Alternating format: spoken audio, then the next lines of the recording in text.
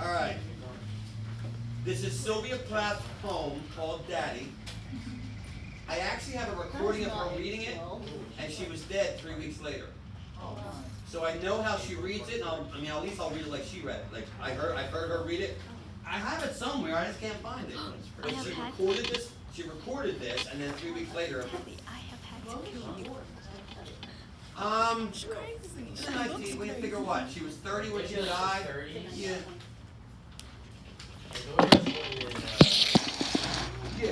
So she was 30. Yeah, she was 30 when she was still young when she died.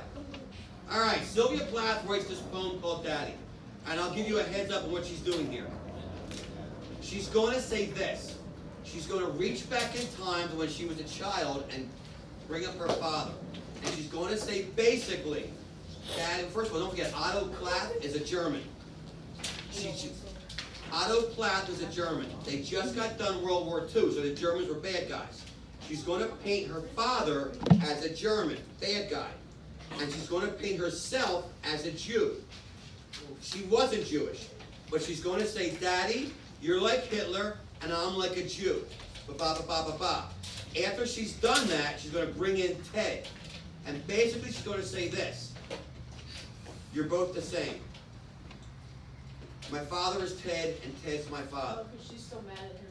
Yes. So she's mad at her father, and she's going to end with Ted. You'll see what she does with it. Ready? Here we go. I'll read it like she read it. Remember that old nursery rhyme? There was no lady lived in a shoe? Okay. She's going to start out with a nursery rhyme type thing. So basically, she's going to start out as a little girl, and then she's going to run with it. Here we go. Daddy, by Sylvia Plath. You do not do any more, black shoe, in which I have lived like a foot for 30 years, poor and white, barely daring to breathe or achoo. Daddy, I have had to kill you. You died before I had time. Marble heavy, a bag full of God. A ghastly statue with one gray toe. You were big as a Frisco seal. With your head in the freakish Atlantic where it pours bean green over blue. In the waters off beautiful Nauset, Daddy, I used to pray to recover you. Ach, du. In the German tongue, in the Polish town, scraped flat by the roller of wars, wars, wars. But the name of the town is common, Daddy. My Polak friend says there are a dozen or two. I never could tell where you put your foot, your root. I never could talk to you. The tongue stuck in my jaw. It's stuck in a barbed wire snare. Eek, eek, eek, eek. I could hardly speak. I thought every German was you. I thought the language obscene. An engine, chuffing me off like a Jew.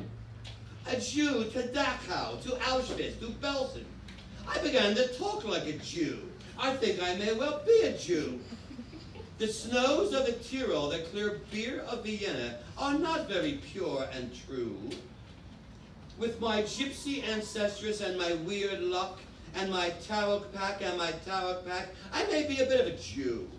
I have always been scared of you, with your Luftwaffe and your gobbledygoo, with your neat mustache and your Aryan eye bright blue. Panzerman, oh you, not God, but a swastika. So black no sky could squeak through.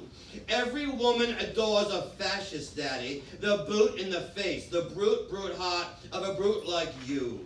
You stand at the blackboard, Daddy, the picture I have of you, a cleft in your chin instead of your foot.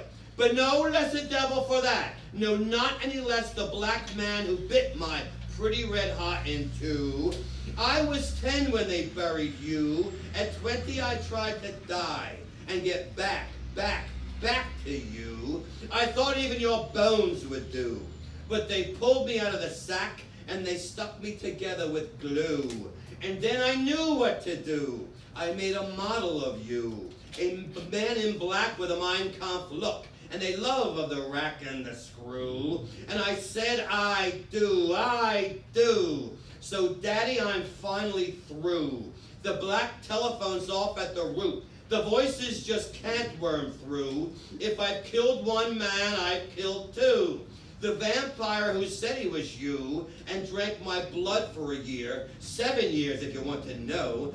Daddy, you can lie back now. There's a snake in your fat black heart. And the villagers never liked you. They're dancing and stamping on you. They always knew it was you. Daddy, Daddy, bastard. I'm through.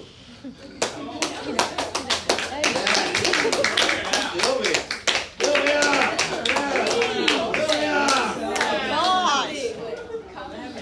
Here's the chart. Here's Sylvia off the chart.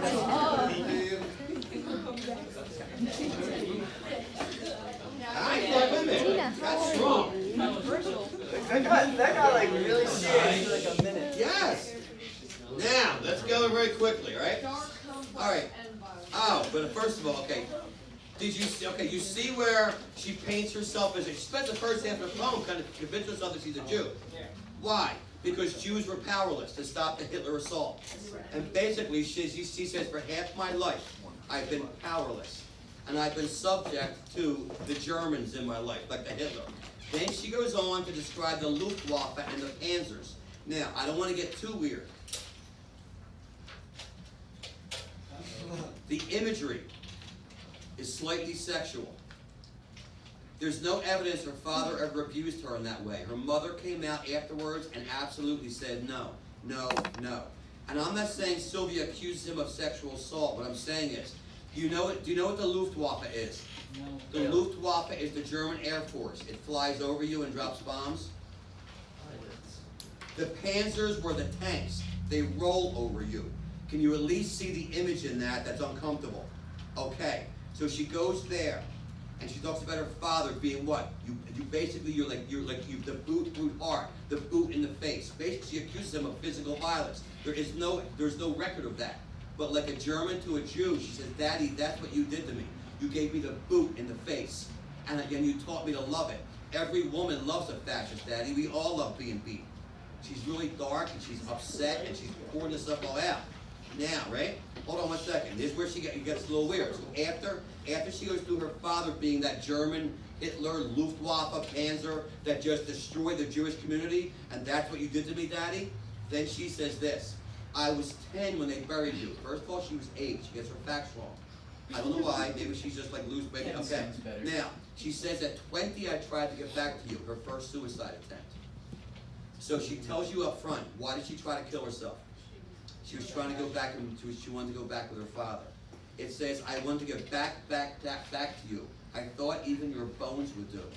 At the time that she would have killed herself, he probably would have been nothing but a skull and like bones. She wouldn't have even taken them. She said, Daddy, I wanted it so badly, I would have taken your bones. Now, what did they do? They put her in a mental institution at that point. But she says, they pulled me out of the sack. Sack is a what?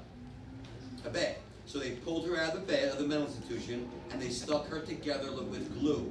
Meaning, they released her way before it was time. They gave her like 3 pills, and said, here, Sylvia, you're fine. And what's she telling you? I wasn't fine. They said, here, you fell apart, now here's some glue. Take these 3 pills, you'll be fine. And she says, what? I knew what I had to do. I had to make a what? I had to make a model of you. Daddy, if I can't have you, I'll what? I'll be like Frankenstein. I'll make you. Okay, so when she married Ted, who was she marrying? Her father. When she married Ted, she says, I made a model of you. A man in black with a Mein Kampf look. Mein Kampf being Hitler's book. Okay, now, just like you, Daddy, the man I married had a love of the rack and the screw. You know what that means? Okay, the rack and the screw were medieval torture devices, where they put you on the rack and they turned the screw and did what to you? They pulled you apart limb by limb. But it's also a sexual thing. A rack is a euphemism for a woman's breast, and a screw. When somebody says, go screw yourself. Oh, yeah. Okay, so basically, she once again, torture and sex, and her father and husband are intertwined here. Okay, and they love other rape. So when she says this, and I said, I do, what is she saying? That's her wedding vows. Yeah. She said it twice. The first time to her father and the second time to Ted. Now, so Daddy, I'm finally through. If I've killed one man, so she's killing Ted. Who's she killing by killing Ted? Her father. And if it's her father, she's killing him, then she's killing Ted. In other words, if I kill one, I kill the other. I don't know, we must look out the window. Okay, so, if I've killed one man, I've killed two. The vampire who said he was you, now why does she call Ted a vampire? Because he dressed in black, black hair, he looked like Dracula. So, she calls him a vampire, and who drank her blood for a year. And then she says something almost sad, and I think people miss this. 7 years if you want to know, Daddy. Even through all this anger, she still wants to know if her father wants to know about her life. You see it? There's still something, that line, of all those lines in this poem, that's the one that makes me the most sad. As mad as she is, as upset as she is, right? He drank my blood for a year. 7 years if you want to know, Daddy. Do you see why the sadness? She still wants to know if her father's interested in her life. Like, Daddy, I make the basketball team today. Like, Daddy, I'm going to the prom. Daddy, there's something so sad about that. Okay, Daddy, you can lie back now. There's a stake in your fat black heart.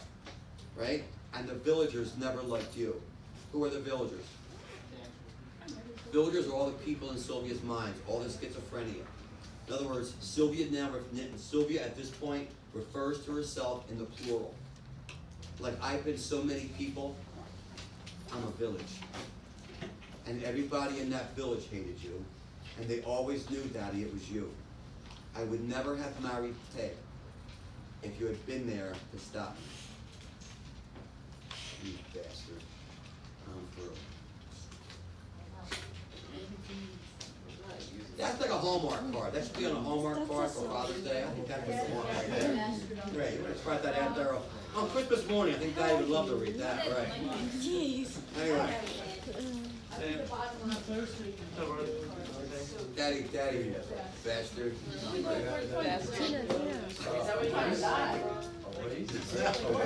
Alright. Hold on, people. Shut up before you. Okay.